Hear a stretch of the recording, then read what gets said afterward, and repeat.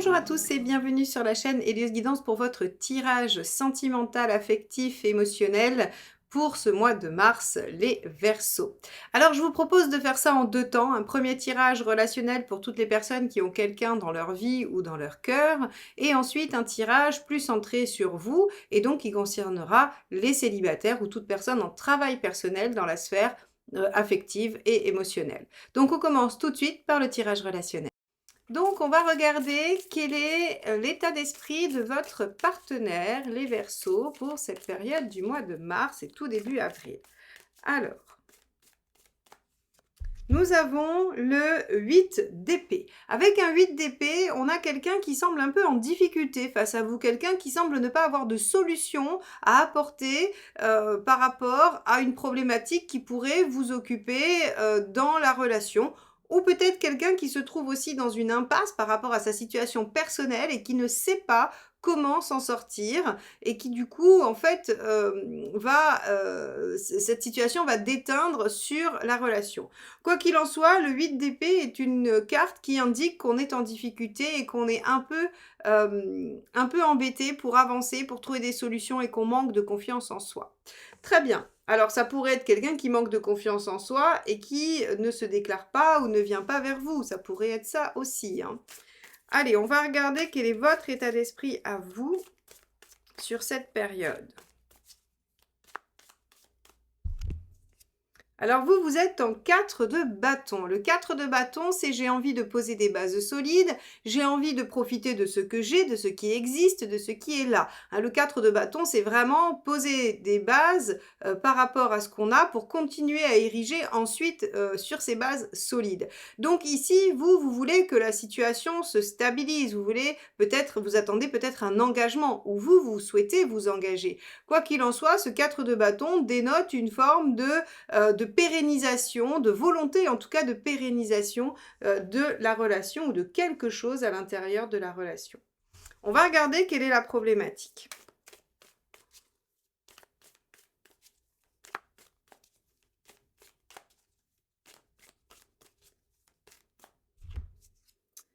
Page de coupe. Alors le page de coupe, lui, c'est justement en fait le fait de déployer les choses. Il y a du potentiel, mais ce potentiel n'est pas exploité quand il est en problématique, en négatif. Donc on n'exploite pas le potentiel, on n'arrive pas à aller de l'avant, on n'arrive pas à déployer les choses. On peut aussi, avec le page de coupe, se dire des choses que l'on ne concrétise pas. Je te promets que ceci ou cela, ou c'est on fait des plans sur la comète et finalement rien ne se met en place. Alors, j'aurais tendance à croire que vous voulez pérenniser les choses, mais qu'en face de vous, vous avez quelqu'un qui ne sait pas comment faire ou qui rencontre des problématiques et qui, du coup, peut-être vous dit des choses qu'il ne ou qu'elle ne matérialise pas, qu'elle ne fait pas. Ok, on va regarder quel est le conseil vis-à-vis de ça.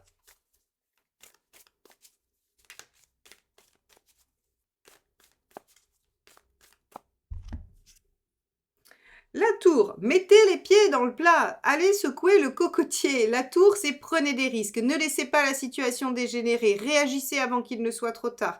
Donc en fait, c'est vraiment, la tour vous dit qu'il faut réagir quoi qu'il arrive.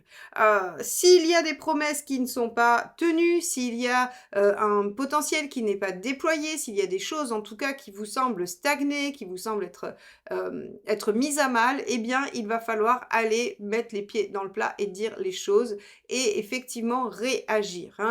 La maison Dieu en conseil, c'est réagissez avant qu'il ne soit trop tard. Alors trop tard de quoi? Ça sera différent pour chacun de vous. Trop tard parce que vous allez trop vous éloigner, trop tard parce qu'il y aura eu trop de promesses non tenues, trop tard parce que l'autre en face n'aura pas réglé ses problèmes ou va s'empêtrer un peu plus, trop tard parce que vous perdrez confiance. En tout cas, il va y avoir une situation qui pourrait s'empirer et on vous dit oh, réagissez tout de suite. Voilà. Allez, on va regarder ce qu'il vaut mieux éviter de faire.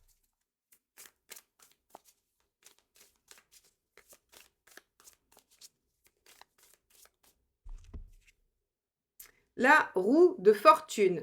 Alors la roue de fortune, quand elle est en conseil négatif, en fait, ce qu'il vaut mieux éviter de faire, c'est attendre, s'adapter, patienter, laisser les choses se faire, hein, suivre le vent, en fait, hein. Et là, on vous dit: «Bah non, effectivement, puisqu'on a la maison Dieu en conseil, réagissez, agissez, faites quelque chose». Eh bien, il est bon de ne pas attendre que les choses se fassent toutes seules. C'est-à-dire que si vous vous dites: «Mais avec le temps, si je suis patient ou patiente, peut-être que», c'est pas la bonne voie. On vous dit très clairement qu'il ne faut pas agir dans ce sens-là. Il faut vraiment que vous réagissiez tout de suite. Bon, alors bien évidemment, la problématique, ou en tout cas, j'allais dire le lieu des promesses non tenues ou du potentiel non développé sera différent pour chacun de vous. Par contre, les conseils sont très clairs. On réagit et on arrête d'attendre. Allons voir l'intention du partenaire. Donc si par exemple pour les couples en séparation, vous êtes en silence radio et que vous vous dites: «Le temps fera son œuvre», eh bien on vous dit: «Non, là il faut réagir parce que, les choses pourraient ne pas, j'allais dire pourraient ne pas évoluer naturellement dans la bonne direction». Quelle est l'intention du partenaire? As de coupe, très bien, ça c'est une belle carte, ça veut dire que le partenaire veut déployer ça. On est toujours sur une carte de potentiel. Rappelez-vous, les as, les 7 et les pages sont des cartes de potentiel à déployer. Il y a bien quelque chose, il y a une base, mais il faut y travailler, il faut faire des choses, il faut accompagner ce potentiel dans son déploiement. Donc ici, le ou la partenaire souhaite déployer ça, avec l'As, on est sur quelque chose qui démarre, on est sur quelque chose qui demande à être nourri, donc peut-être que le ou la partenaire demande à être soutenu, à être, stimulé, motivé, que sais-je encore, aidé. En tout cas, il y a une volonté de déployer les choses et ça, c'est quand même assez positif. On va regarder quelle est votre intention à vous.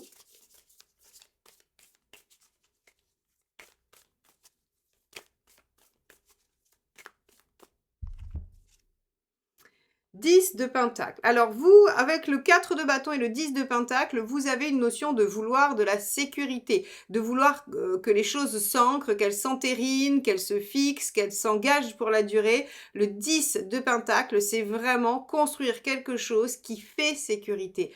Là, on est dans un tirage relationnel, donc on peut supposer qu'il fasse la sécurité affective, oui, qui vous sécurise d'une certaine façon. L'engagement est une forme de sécurisation. Et là, on a l'impression que vous voulez vraiment construire. Alors, ce qui est intéressant, c'est de vous dire que on voit que vous êtes sur du 4 et du 10, donc on est sur de la fondation, on est sur de la construction, alors que votre partenaire a besoin de déployer l'as. Donc ça veut dire que vous n'en êtes pas au même niveau, vous n'en êtes pas au même stade. Donc il va peut-être falloir aller rechercher le ou la partenaire dans ces 8 d'épée, hein, dans cette carte-là, dans ses peurs, dans ses croyances limitantes et peut-être dans les difficultés qu'il ou elle rencontre pour pouvoir l'amener jusqu'à vous avec ce 4 et ce 10. Bon, on va regarder comment ça finit ce mois-ci, ou en tout cas où vous en êtes à la fin du mois, à la fin de la période. Arcane 13. Alors, l'arcane 13, elle va nous signifier un changement radical. Alors, pour certains, ce sera une séparation.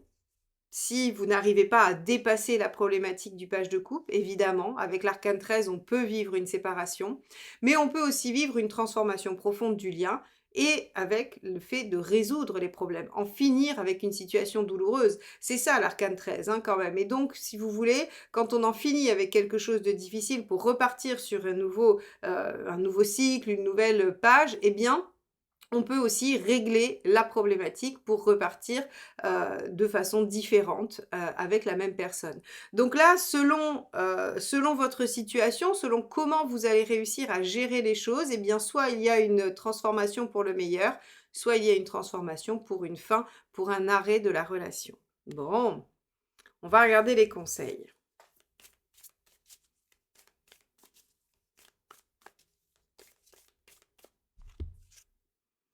9 de bâton, sortez de votre zone de confort, faites des choses que vous n'avez pas l'habitude de faire. Ça peut être aussi, quelque chose d'un peu difficile parce que quand je regarde votre tirage, j'ai presque l'impression que vous avez fait beaucoup d'efforts. Vous avez déjà fait beaucoup de choses pour, cette relation et vous dire qu'il va falloir encore aller tracter le tout, qu'il va falloir aller encore chercher, c'est peut-être compliqué pour vous, mais on vous dit que, voilà, si vous voulez qu'elle se déploie et qu'il y ait une transformation et non une fin, eh bien, ça va vous demander de sortir de votre zone de confort. Quel est le deuxième conseil? As de bâton, mettez-vous en action. C'est encore une fois, c'est une redite de la maison Dieu. Réagissez avant que la situation ne soit catastrophique.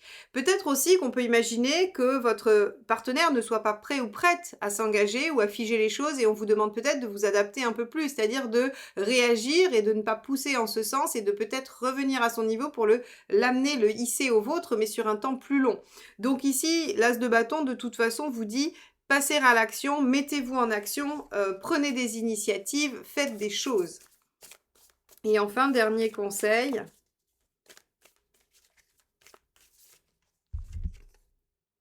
l'impératrice, communiquez. Prenez les choses en main, bien sûr, dans un premier temps, et communiquez. Dites les choses et écoutez.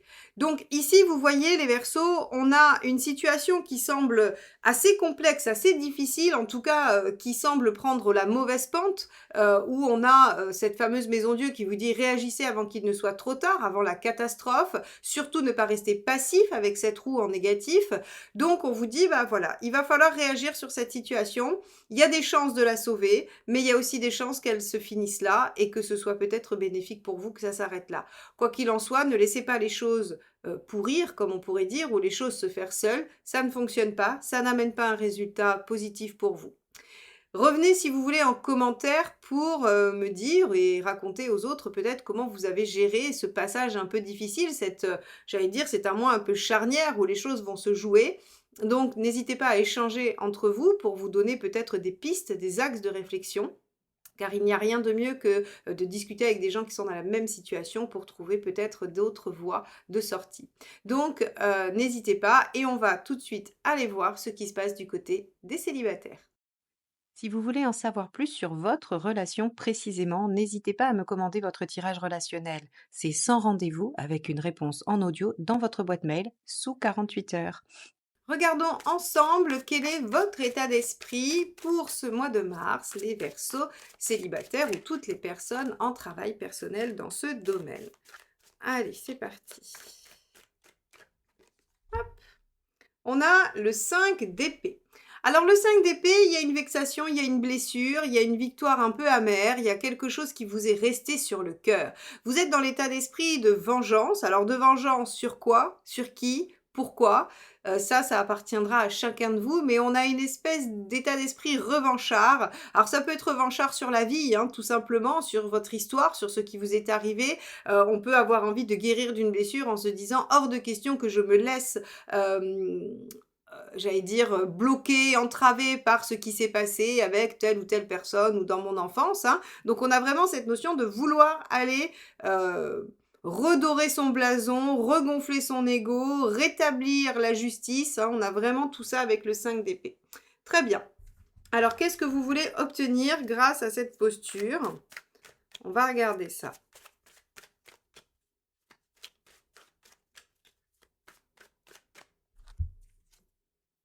Hop. C'est le 8 de coupe. Et oui, vous voulez aller chercher votre bonheur, vous voulez aller chercher ce qui vous rendra heureux ou heureuse. Avec le 8 de coupe, c'est vraiment je me mets en quête de ce qui est bon pour moi et je laisse derrière tout ce que je ne veux plus. C'est l'art de tourner la page, l'art de laisser derrière soi ce qui était négatif. Donc on a bien ici un esprit plutôt revanchard qui nous dit ok, maintenant tout ce qui n'est pas bon pour moi, je le laisse, je le quitte et je vais chercher ce qui va me rendre heureux ou heureuse, ce qui va me permettre de m'épanouir. Alors regardons ce qui pourrait bloquer ou entraver cette démarche.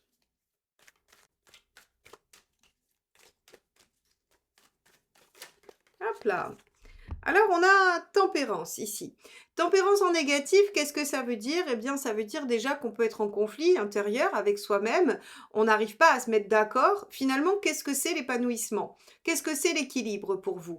Vous voulez atteindre quelque chose qui vous paraît meilleur pour vous, mais ici, tempérance, ce qu'elle nous indique, c'est que finalement, on n'est pas tout à fait sûr de savoir ce que c'est.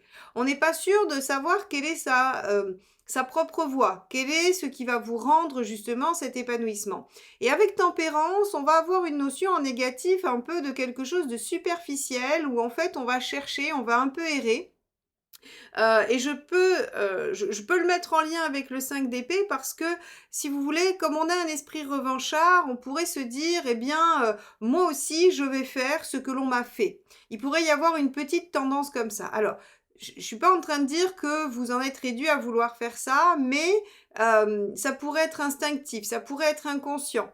Il pourrait y avoir quelque chose finalement dans la recherche d'un nouvel équilibre qui soit un peu, j'allais dire un peu perdu et qui tâtonne en fait, hein. Et donc, bah, quand on tâtonne, on essaye, on est superficiel et puis peut-être que, en tout cas quand je dis superficiel, pas au sens, péjoratif du terme, hein, au sens, on va pas en profondeur, point. Et donc on pourrait aussi essayer de calquer des comportements pour essayer de trouver: «Est-ce que si j'essaye ça, ça convient? Est-ce que si j'essaye ça, ça convient ou pas?» Et donc peut-être que vous pourriez, essayer avec ce 5 d'épée de faire comme d'autres ont fait pour voir si c'est ce qui vous convient. En tout cas, ici, on a l'impression que c'est compliqué finalement, hein, puisque c'est ce qui pourrait entraver, la réalisation de votre volonté qui est très louable, hein. Un 8 de coupe, c'est magnifique, c'est très bien, il faut aller vers son 8 de coupe, mais comment on fait? C'est quoi la suite? C'est quoi? Vers quoi on va? Et donc là, on voit que c'est un peu compliqué pour vous sur ce mois de mars en tout cas. Qu'est-ce qu'il faudrait faire pour y arriver, pour dépasser ça?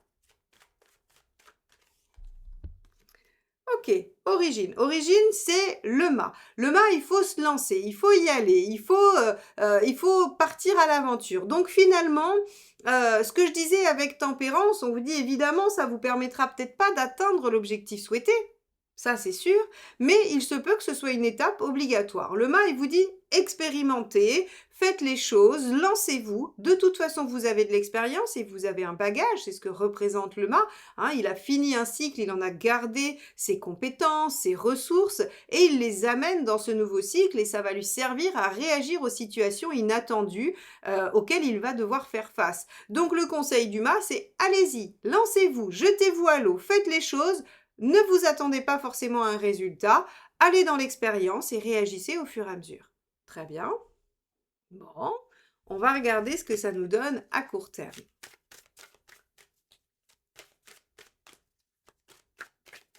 Hop, ça sera celle-ci. On a un 8 de bâton. 8 de bâton, ça va nous dire qu'il y a un changement rapide. Il y a un changement rapide et il y a surtout, des signes. Le 8 de bâton, c'est toutes les synchronicités aussi, c'est les signes de l'univers, c'est comment l'univers communique avec vous. Donc là, en fait, on va opérer un changement assez rapide et l'univers va vous envoyer des situations. C'est très positif, très, très positif. Et voyons sur du plus long terme ce qui peut se passer.